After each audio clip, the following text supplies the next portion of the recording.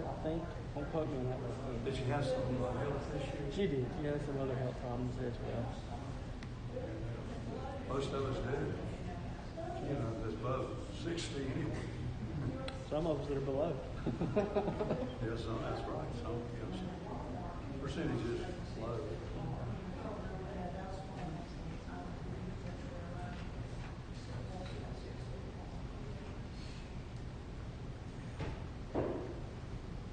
But it'll get better.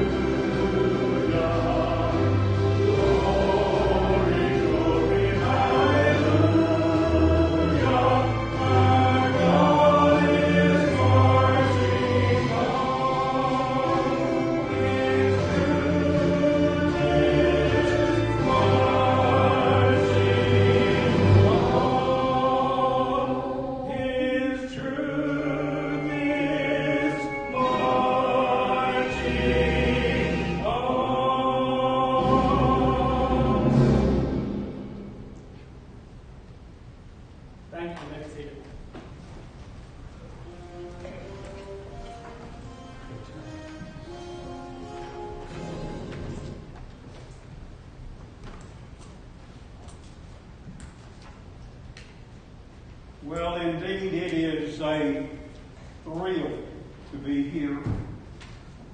I know that there are some churches, and I can understand why, larger memberships who have decided not to resume their church programs until sometime around the end of August.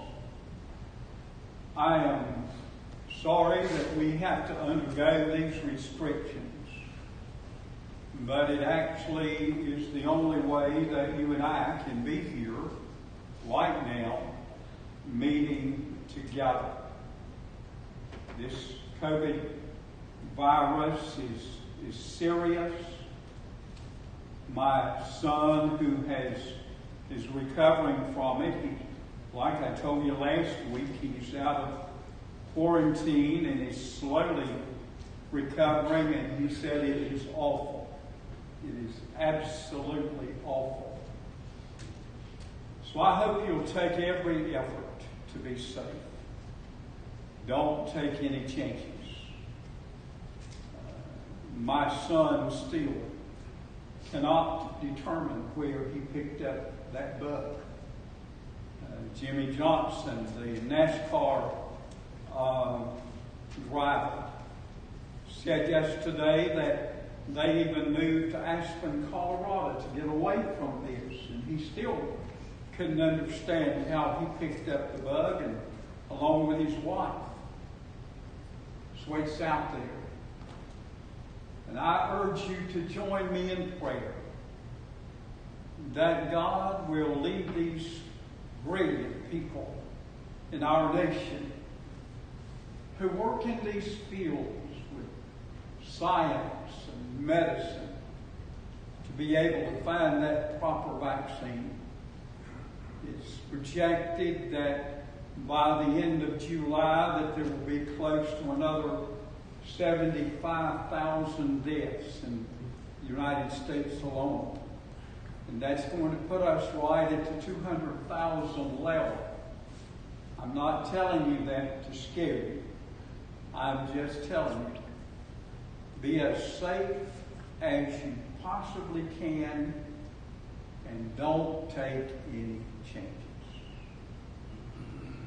Well, we've had some money come in, $650 for the general fund in memory of Barbara Yarborough, $50 for the music fund in Barbara's memory, and another $50 for capital improvements in memory of Barbara. So we are so appreciative of that, and just continue to pray for that family.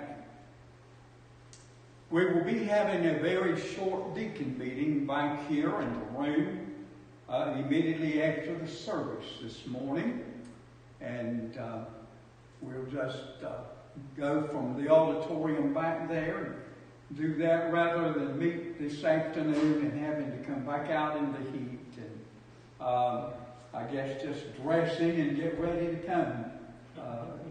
Everett will be a lot different. I know that there are a lot of requests this morning. I would not even know how many. You know that Doxism has been diagnosed with this disease, and she's 91 years of age. And you know that others around us are suffering with it. We've been praying for Kim Ledbetter for weeks, and she is improving a little bit. Her mother did pass away this morning with that disease, and there are others who are still struggling. And we had, I believe we had Scott Edwards on the list from here at the church from the pulpit, and God took Scott home the other morning with this dreaded disease. So his wife is still in quarantine, and just pray for all of these people. I can't even imagine how that would be, that she could not even be with her husband during the time of his death, and could not even be there making plans, doing all of those things that needed to be done because she's in quarantine. And the family cannot go in to see her, and she cannot get out to see them. I don't know anything that would be any worse. So pray. Pray for our nation. The other day, they took Christopher Columbus's monument down and pitched it into the Boston Harbor. Can you imagine? No. I can't imagine that in America. And other things were happening. And they even took Ulysses S. Grant, his statue down. So it isn't about statues. It isn't about freedom. It's just about conquering, mayhem, all of that, to try to redirect this country towards socialism and communism. Yes, sir. And those who are in the way on the front line are the police. And that's the reason they're trying to destroy them. And if they get around them, God have mercy on us. They're that force that is keeping you and I safe right now. I wonder if you have any other requests that I did not mention.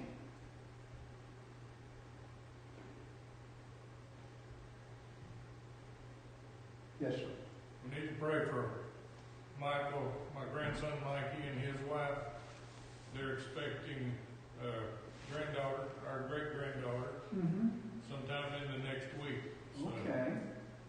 they're going to have to be tested for the virus before they can go to have the baby. So. Oh, my. My goodness. All around us. Any others? Yes, ma'am. Remember Gail Elmore, since she failed. Yes, Gail fell yesterday and was injured. Any others?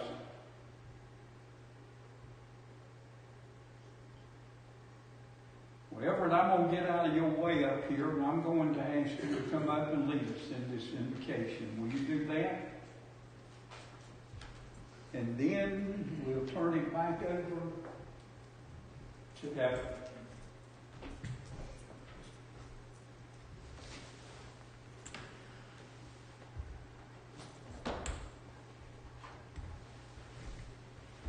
Let us pray. Father, we thank you for this day that we can come here to worship you. Father, we thank you that we can come and present these prayer requests and ask, Lord, that you be with each of these people who have been mentioned. Be with all these that are sick with the virus. Lord, we just pray that you be with them. Be with these in the rest homes that have problems. Lord, we thank especially of Miss Hewitt and many others, Lord, that are in the rest homes, not able to get outside to even get a breath of fresh air. Lord, we just ask that you be with them. Lord, be with us now as we study your word. Be with the pastor as he brings the message. Lord, we just ask once again that you be with each and every one that was mentioned. Touch them and touch their lives. Guide us, Lord, in all that we do. In Christ's name I pray. Amen.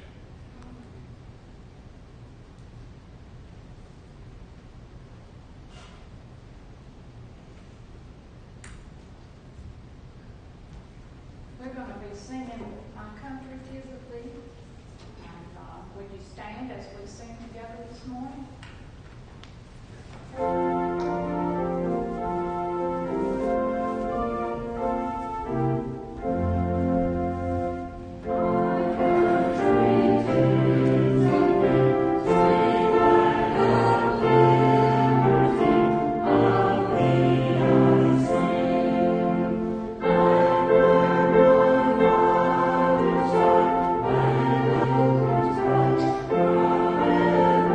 every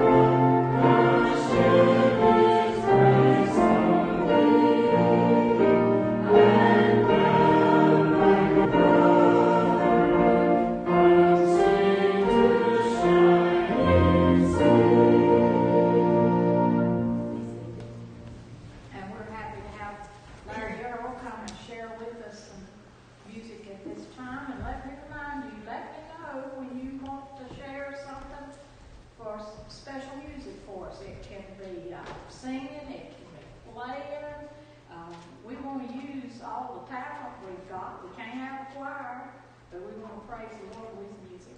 Thank you. Well, I feel like I'm about to sign out. All this singing we're done. Good to be here today.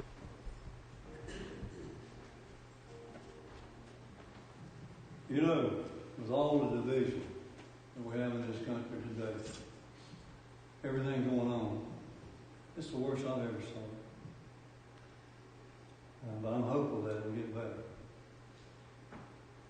Can't believe all the looting, stealing, burning down buildings. Like I said, I'm hopeful things will get better. I'd ask each of you to look, and I'm not going to say who's running the cities, you probably know. But you look at who's running these cities in Baltimore, Maryland, Detroit, Michigan. Look at the governors. Look at the mayors, New York City, Birmingham, Alabama. Look at these liberal cities. We need law and order in this country. Without law and order, we've got chaos.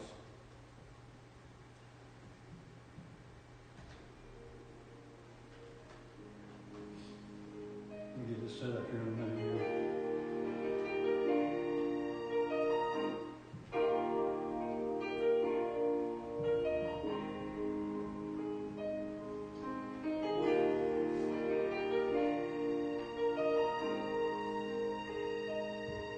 It's too long, all the things were gone I'd worked for all my life, and I had to start again with just my children in my life. I thank my God above to be living here today, 'cause the flag still stands for freedom, and they can't take that away. And I'm proud to be in America, where at least I know I'm free. And I won't forget the men who died, who gave that right to me. And I'll gladly stand up next to you and defend her still today. 'Cause there ain't no doubt I love this land. God bless the USA.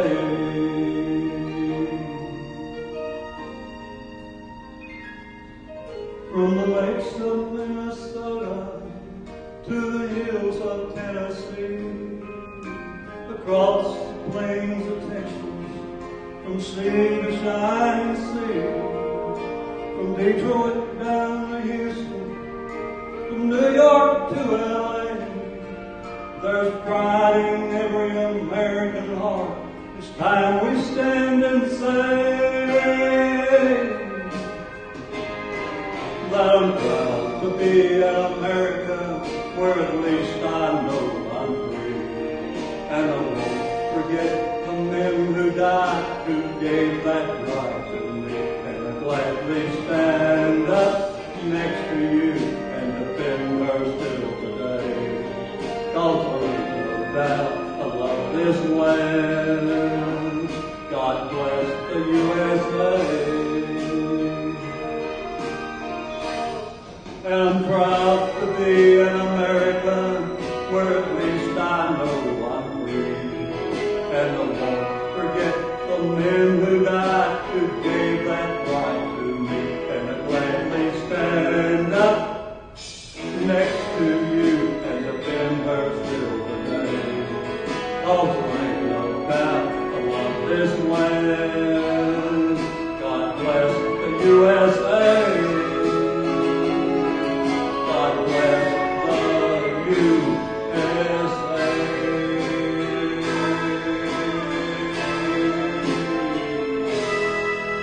I love my country, and I'm proud to call my country home. Thank you.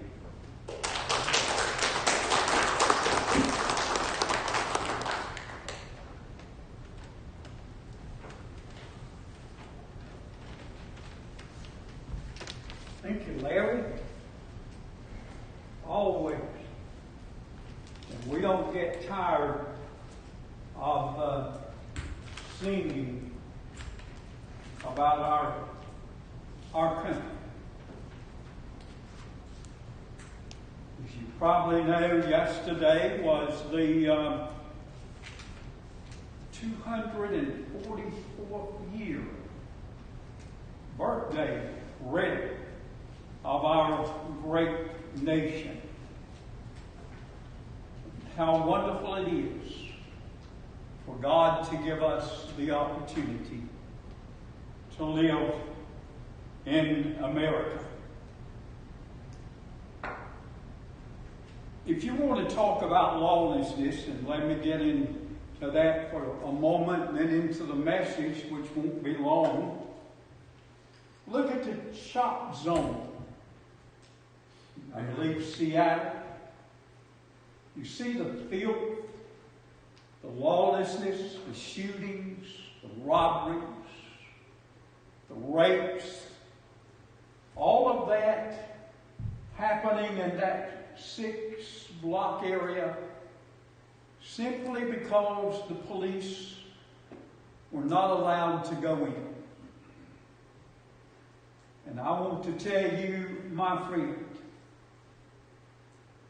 that if this group of people in many areas of our country get their way and they start trying to defund the police, and even if part of it happens, you and I better find another place to live. Amen. Because we won't be safe in America.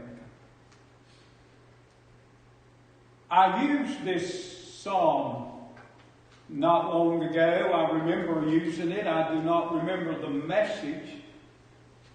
But I want to remember, again, to use the same psalm, the verse 12 of Psalm 33. Blessed is the nation whose God is the Lord, and the people whom he has chosen for his own inheritance. Let's pray. Father, direct these thoughts to us.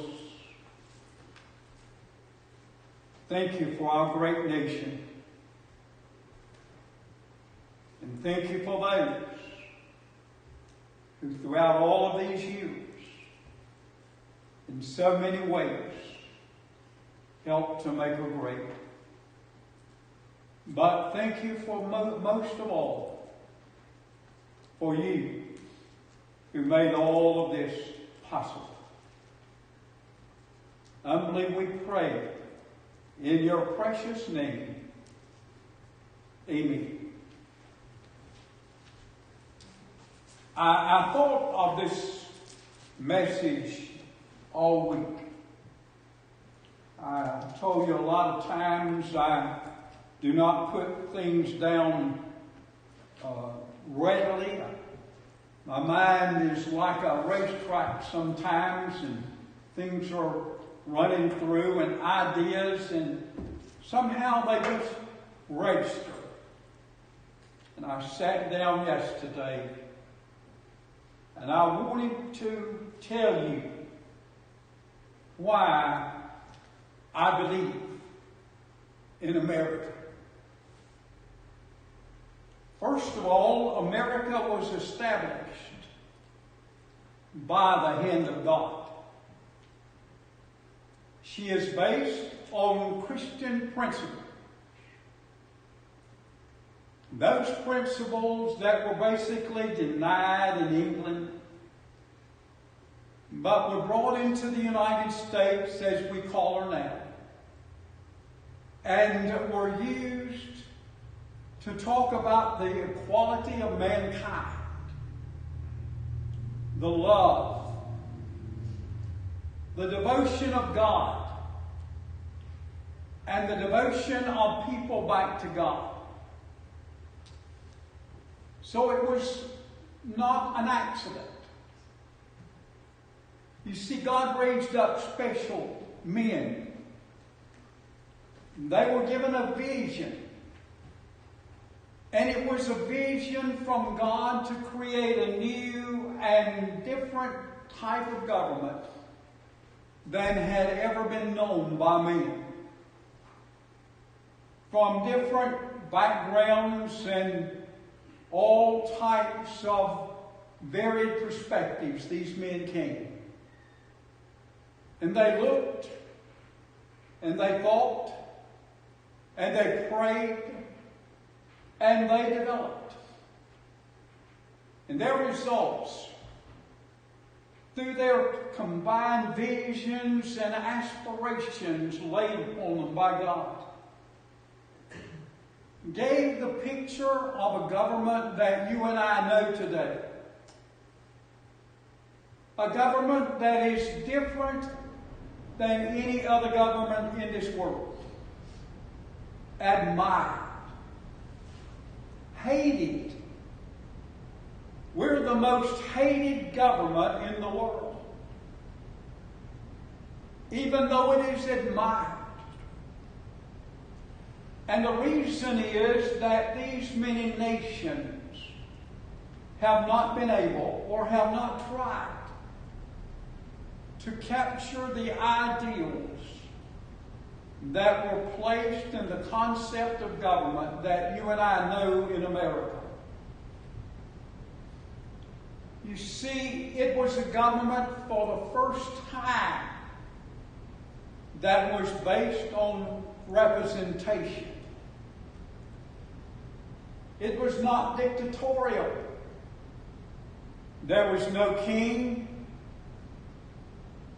It was by representatives that individuals were elected,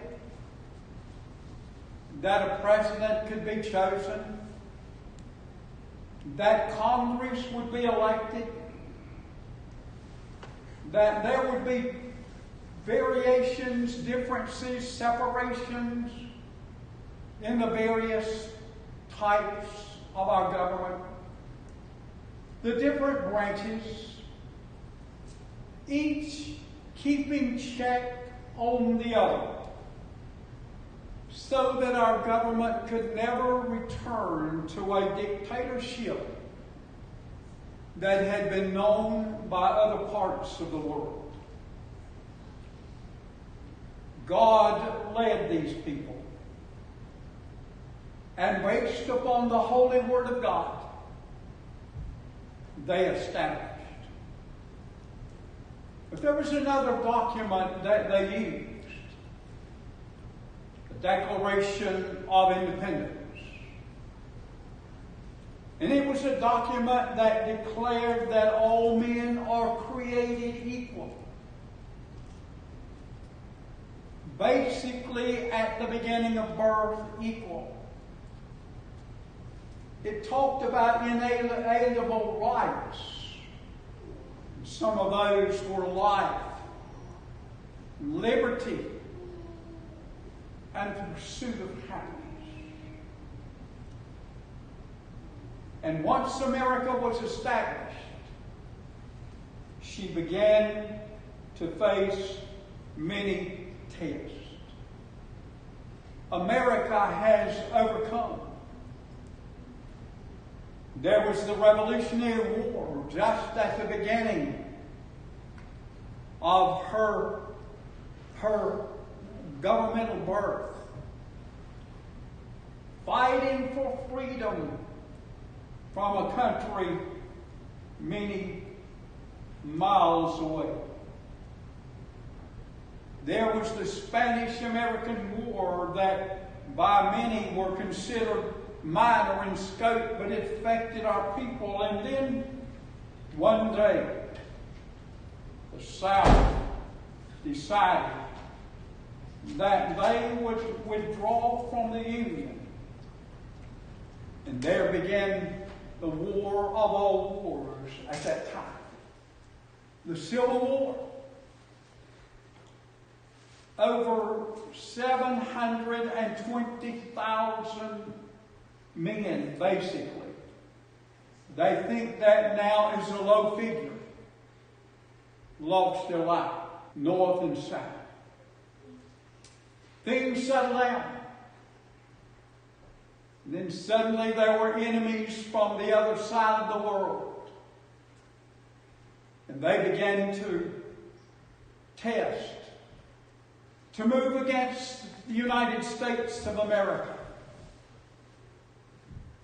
And we had what we call World War I. And it was a war that tried America.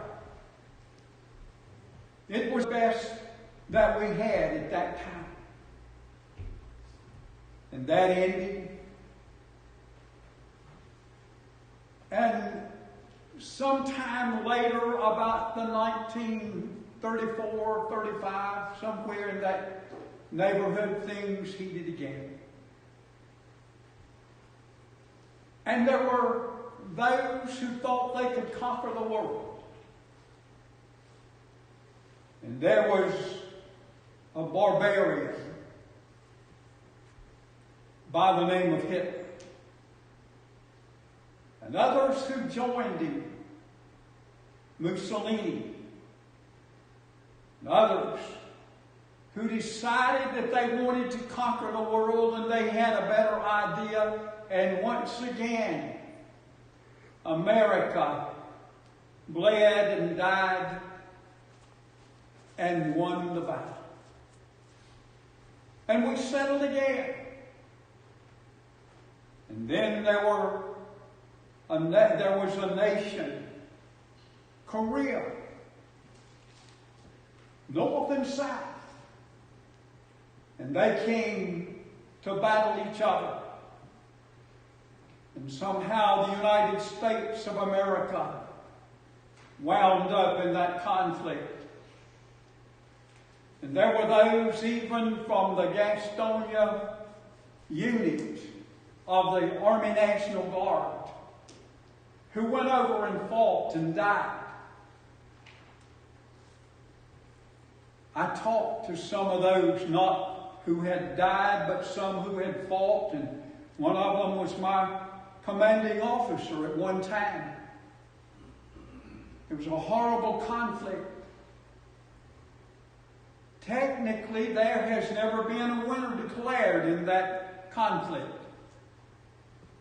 And then the Vietnam situation arose. And it was so bad that our nation was involved in that, and they were involved in conflicts on the streets, demonstrations, something like we have today, bad and ugly. And they fought police, and they fought the National Guard, and they fought those who had been sent out to stop the violence. And then there came, throughout the history of this great land, beginning with Abraham Lincoln, 4 assassinations of presidents. One of those you and I remember probably by the name of J.F. Kennedy. I remember that day. I remember it because I was driving from Wake Forest, North Carolina on a Friday from the seminary, Southeastern Baptist Theological Seminary. And there were 4 of us in the car. And one of them was a black friend by the name of Feedy Giles, who pastored here in this county. And we had the radio on. Normally we didn't turn it on because we were talking. And suddenly they interrupted and they said the President of the United States of America has been shot, wounded in Texas. And we drove on a little while and we were in shock, and finally they came back and they didn't leave the radio. They were still announcing, and they said sorrowfully, the President of the United States of America John F. Kennedy has died. Feedy was black. Black as black could be. He was in the back seat of that car. And he cried like a baby. And we watched all of those proceedings. And they were bad and ugly. And America survived. And then there came this group of people who were cowards. And they called themselves terrorists. Not all of it was on foreign soil.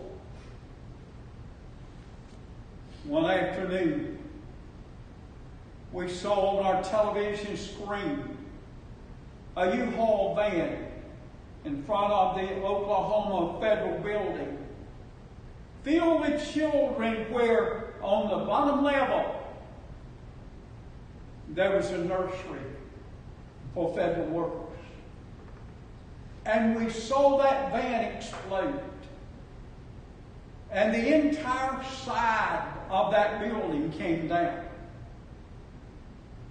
Numbers of our precious children lost their lives. A man by the name of Timothy McVeigh was guilty, caught, and executed by the United States. One day, one of our great ships by the name of the USS Cole pulled into a harbor. And they had been only a while there. They were going to refuel.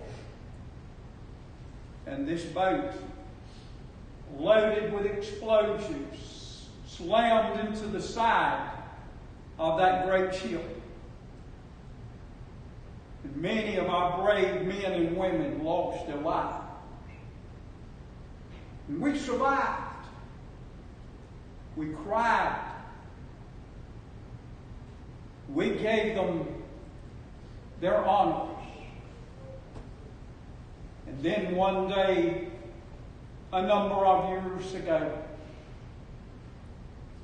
we watched and we saw a plane that went into one of the Twin Towers in Manhattan, New York.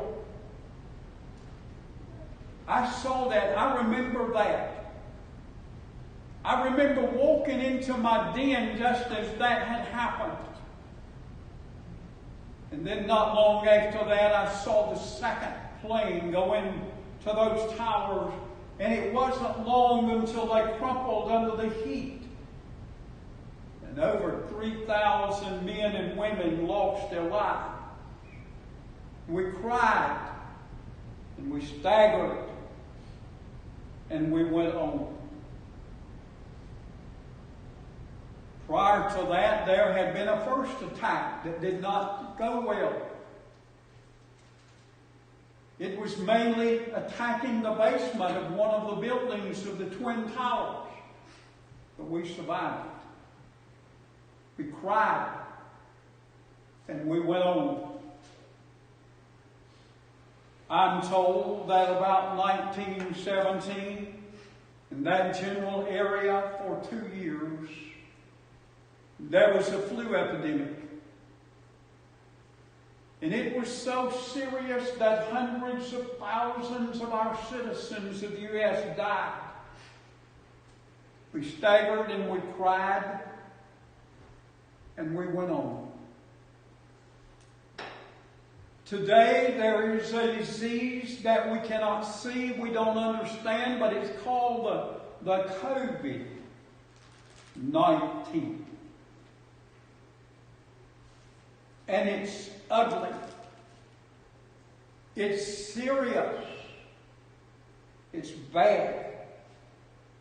And we're staggering. And we're afraid. And we're crying. But America will go on. America in the third place is a nation of opportunities. It's a place where you and I can dream. It's a place where a skater many years ago was in a contest, figure skating. And she went up to the announcer and she said, "You may not believe this, but one of these days, I'm going to be the women's figure champion of this world." Bobby Banks laughed, patted her on the head and said, "Oh yes, that would be fine." About 8 years later, he was at another contest. The difference was that this was for the national figure championship. And he sat there and he called the proceedings. And there was a beautiful young lady that was out on that ice. And time after time they saw the perfection of that skater. And she won the national championship. Went on to become the figure champion of the world. The woman's figure champion of the world. But after winning that national championship, she came up that day to Eubanks and she said, "Mr. Eubanks, you may not know me, but I'm the little scrawny girl who told you back a number of years ago that I would be the figure skating champion of the world. Her name was Peggy Fleming. In America, that can happen. One of my friends, God called home a number of years ago. In Gastonia, North Carolina, he had a dream. And that dream was to put a prefab company up. And that man drove the city bus in the daytime, worked in his garage at night, and nobody believed he could do it. And I talked to that man. And I was with him when he gave a check to a church who owed a debt. They were about to go under.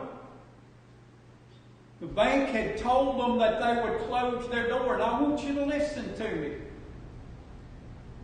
John Gibson had ordered a piece of equipment. It cost $4,000. He took that $4,000 and brought it to that pastor. And he said, "This is what you can do. Pay that debt off, but never let anybody know where that money came from." John had no way of paying for that equipment. That was on a Thursday afternoon. On a Friday afternoon, unexpectedly, John Gibson received a call from the DuPont Corporation. He had never dealt with them. And they gave him a contract for over $1 million. Right there on that phone. And when he went out to meet God, he was probably a double, maybe a triple millionaire. Industrial, dreaming. I own an eye, and if you'll stay with me, I'm closing quickly. But I own and I know a man by the name of Congelero. A little man, shorter than I am, and that says a lot. But a little man who had limited education and began in the Sears Corporation in Charlotte, North Carolina, flipping hamburgers. Now, don't get me wrong, I'm not criticizing that. But he had a dream. And he built a corporation. And that man is probably a triple millionaire right now. Tell me. In our land, you can dream. You can do it. We have the top research engines in all of the world. We're tops in medical. We have the most extensive medical program in the world. Everybody comes to study under us. We don't always recognize it, but our educational program, even though it lacks in some areas, is next to perfect, I guess you would say. And so America is basically a Christian nation. Our motto, "In God we trust," is all about us. We have more Christian churches. We have the highest number of professing Christians in the world. We have the greatest number of Christian publishers in the world. We publish more Bibles. We publish more Christian literature than all of the other nations combined. And it is a nation, whether we see the flaws or not, basically it's a nation built on Christian homes. The highest number of professed Christian homes in the world. A model, one husband and one wife. Not one partner and another partner. Amen. We have the greatest influence in all of the world. We're strongest. Nations turn to us.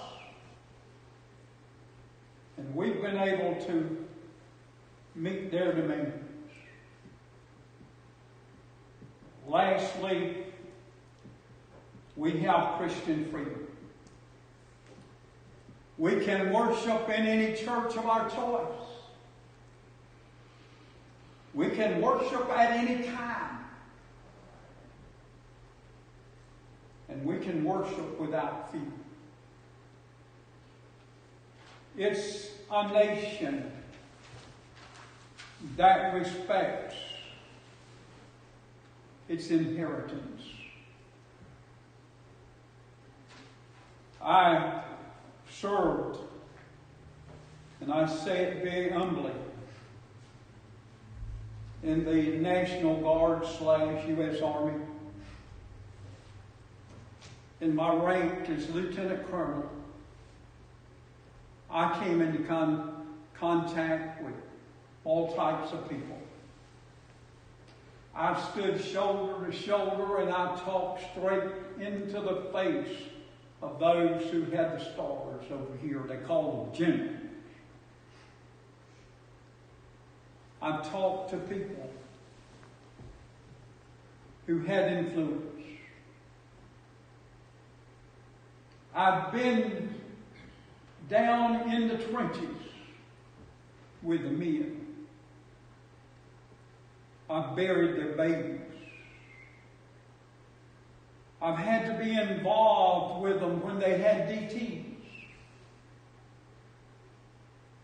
I've been involved in all types of situations with the U.S. military. And in all of that, I have never met one personnel who wore that uniform of the United States who did not have the deepest respect for the United States. I remember one day, I probably was a major at that time, and I'm not boasting about my rank, please don't think that. But I was probably a major. We were on active duty at Fort Stewart, Georgia. And that morning, it was a Saturday morning, and we had a parade. And we had families from everywhere. And we had multitudes of people, just great numbers of people there for that parade. And I was standing over from this captain, and several of his family members were standing there.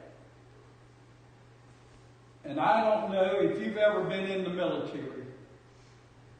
Anytime the colors, that flag, passes you, you salute. And so I didn't pay that much attention to it at first, but company after company kept going by this captain. And every company has their own company colors, but they also have a United States flag, which they carry. It's always out front. And everybody around us, once that flag came even with you, you snapped to attention and you saluted. And that went on about 10 minutes. And the little guy over from me, and as far as I can understand, was a PFC. Now, I'm not being critical. A PFC is the bottom of the totem pole. You start there and go up. And he kept watching this captain. And this little PFC went over. And he stood right in front of that captain.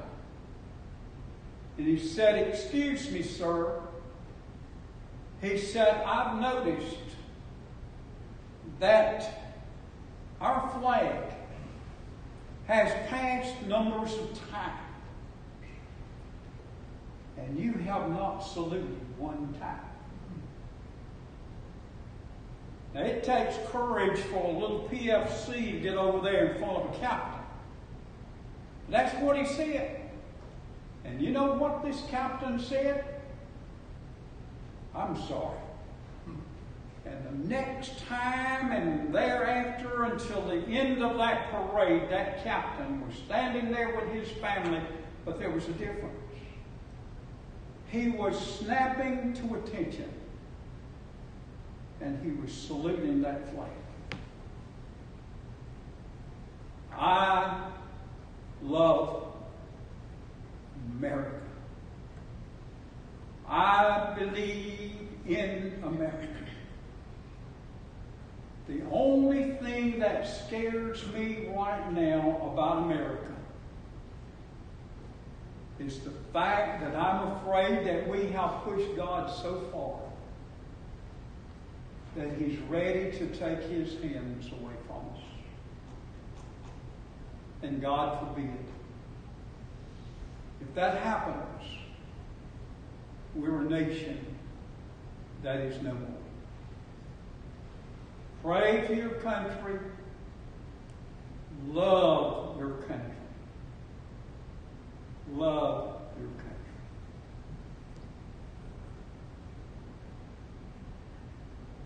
Evelyn, we can't have our invitation properly, but if you'll lead us in that hymn, please. And if anybody needs to talk to me thereafter, we'll be glad to talk.